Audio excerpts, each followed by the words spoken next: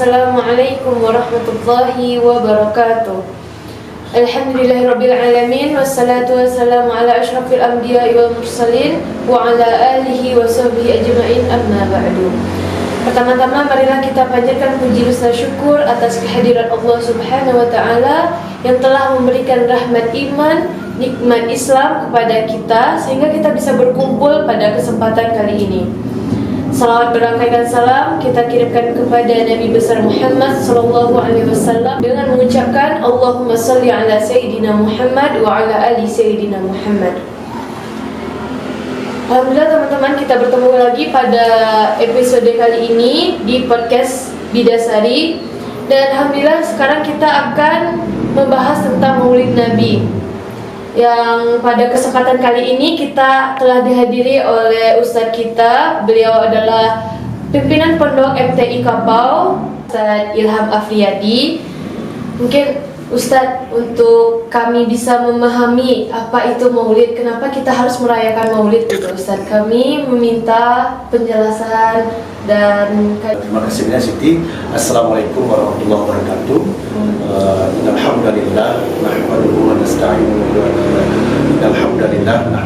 nasta'inuhu wa nastaghfiruh wa na'udzu billahi min syururi anfusina wa min sayyiati a'malina may yahdihillahu fala mudilla lahu wa may yudlil fala hadiya lahu. Asyhadu an la ilaha illallah wahdahu la syarika lah wa asyhadu anna Muhammadan abduhu wa rasuluh sallallahu alaihi wasallam. Yang sama kita hormati Siti selaku pembawa acara kita pada hari ini. Pertama kita bersyukur atas kehadiran Allah Subhanahu wa taala, berselawat kepada Nabi Rasulullah sallallahu alaihi wasallam dengan melafazkan Allahumma shalli ala sayyidina Muhammad wa ala ali sayyidina Muhammad.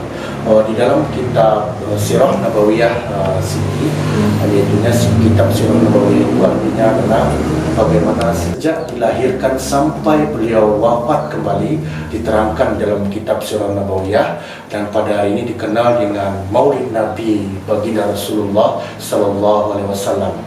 Nah, identiknya kita di daerah kita, Maulid Nabi itu yaitunya dikenal dengan di bulan Rabiul Awal, setiap bulan Rabiul Awal, tepatnya pada tanggal 12 Rabiul Awal.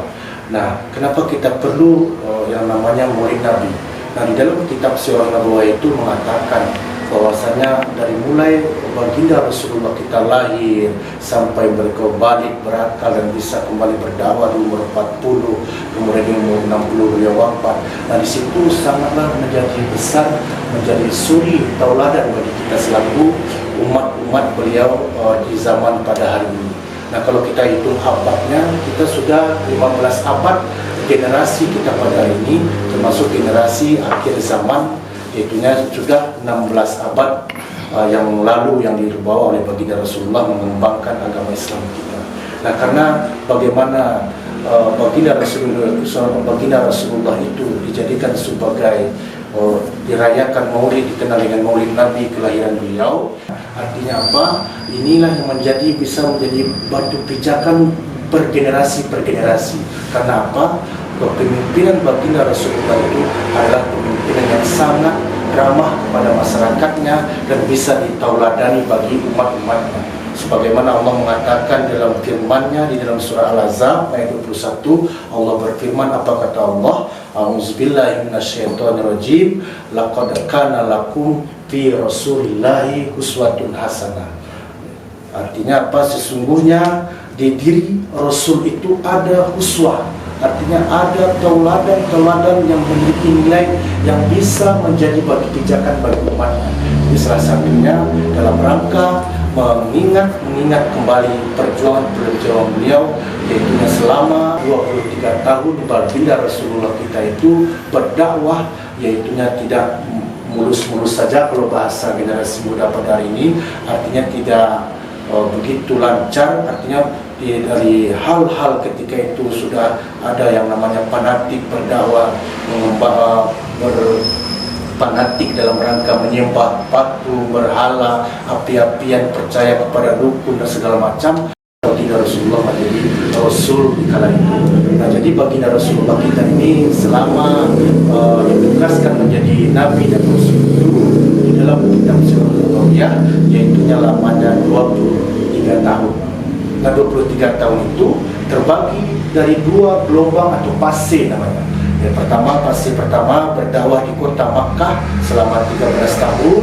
Dan berdakwah di kota Makkah selama 13 tahun itu terjadilah ada beberapa firman Allah yang diturunkan, ciri-cirinya yang dikenal di dalam Al-Quran sebagai Al-Quran di dalam surat yang dinamakan dengan Al-Makkiyah. Al-Makkiyah itu ciri-ciri firman Allah yang diturunkan di kota Makkah. Di kota Makkah itu ciri-ciri suratnya tentang membahas terkait dengan keesaan ketauhidan kepada Allah Subhanahu wa taala. Lebih kurang seperti itu Siti, nanti kita akan kaji terlebih dalamnya lagi dengan melalui pertanyaan-pertanyaan.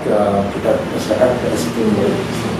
Jadi bagaimana bisa kita memaknai Maulid Nabi? Apakah kita harus dengan merayakan, harus dengan mungkin yang orang-orang sebagian itu buat obor kali Ustaz. Ya. Apakah itu dibolehkan Ustaz? Nah, terkait dengan bagaimana teknis dari kita itu merayakan, apa boleh dikatakan merayakan, apakah kita dalam rangka memperingati. Nah, sebenarnya kita itu dalam rangka memperingati dari zaman yang pertama kali itu dibangun oleh dinasti tersebut itu supaya mengenang baginda Rasulullah itu, maka ditimbulkan ada namanya saling bersyukuran. Kalau di daerah-daerah tempat-tempat kita di Jawa, di Sumatera Barat, itu ada namanya bersyukuran dalam rangka bagaimana mengingat dan mengenang begitu besarnya baginda Rasulullah dalam rangka untuk mengembangkan agama Islam ini sehingga kita bisa menikmati, mencicipi agama Islam pada hari memiliki agama yang kuat dan bisa memiliki yang namanya akhlakul karimah yang disebut ini oleh baginda Rasulullah Sallallahu Alaihi Wasallam. Berarti boleh ya Ustaz kita untuk merayakan bentuk kecintaan kita kepada Nabi. Dalam rangka mencintaan kita dalam Nabi itu sudah diawali dari dinasti.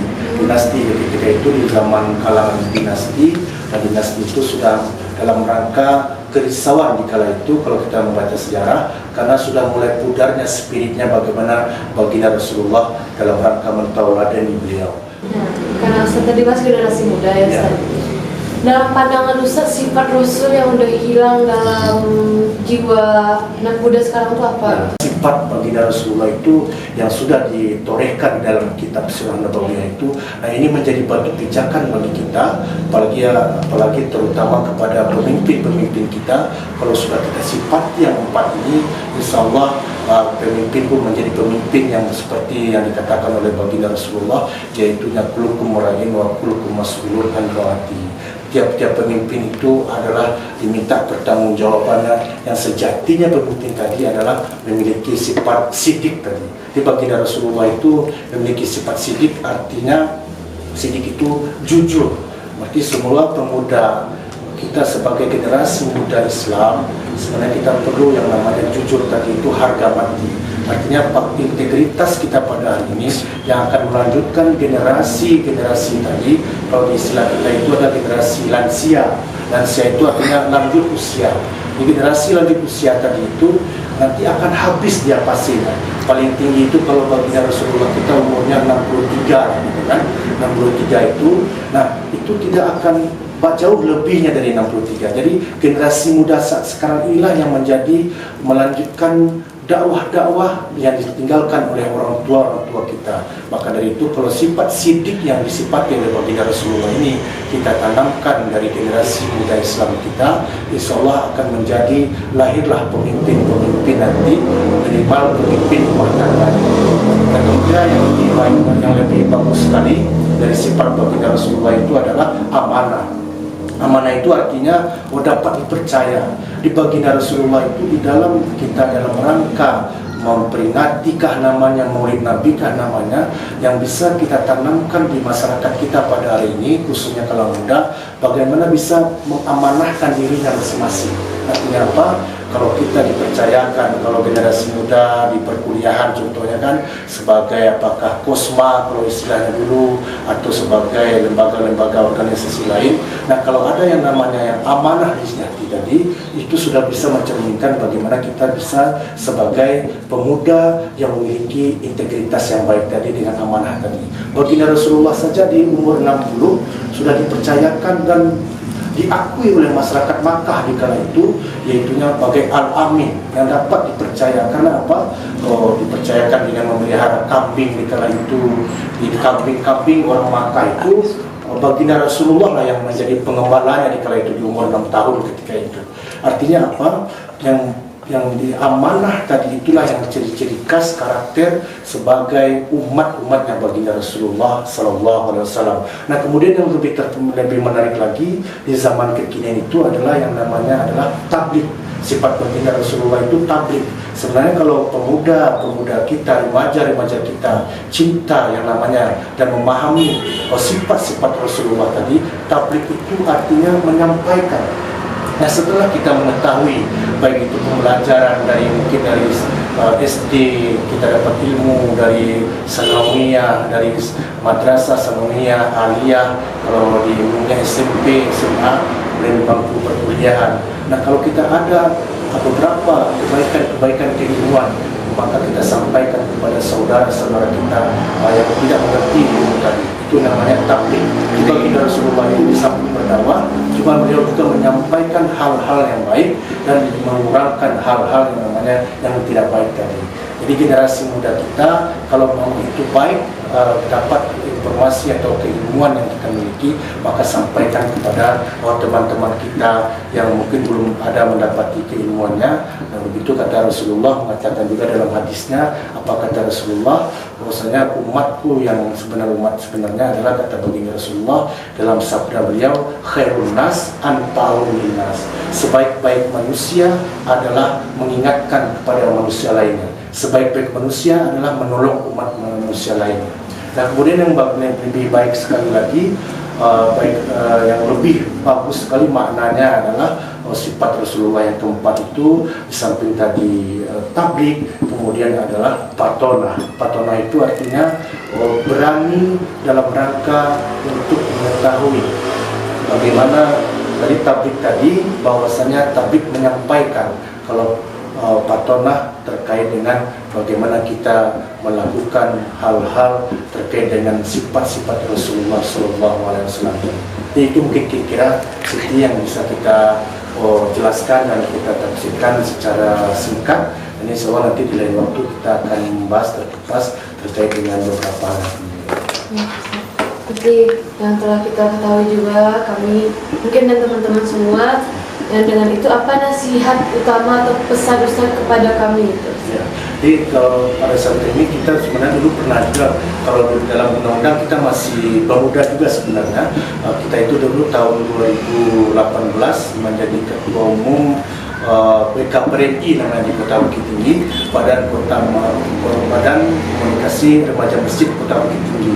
Jadi sebenarnya kalau kita pemuda-pemuda pada hari ini, sebenarnya kita tidak salah yang memakai handphone, duduk di kafe, tidak ada salahnya. Cuma sebenarnya pemuda pada hari ini kurang bisa membagi-bagi waktu dalam rangka mana membedakan yang lebih baik nilai positifnya dan mana yang lebih cenderung mendekati kepada Allah Subhanahu Wa Taala. Nah, sayangnya kita perlu lihat pemuda pada hari ini adalah mereka cenderung kurang pandai membagi-bagi waktu.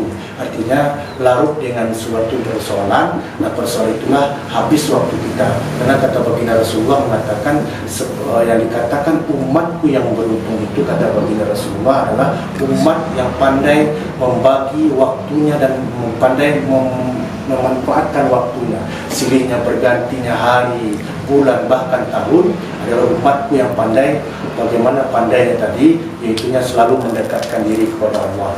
Tadi umat yang merugi adalah yang terlena dan terpesona dengan indahnya, dengan pandangnya alam dunia ini.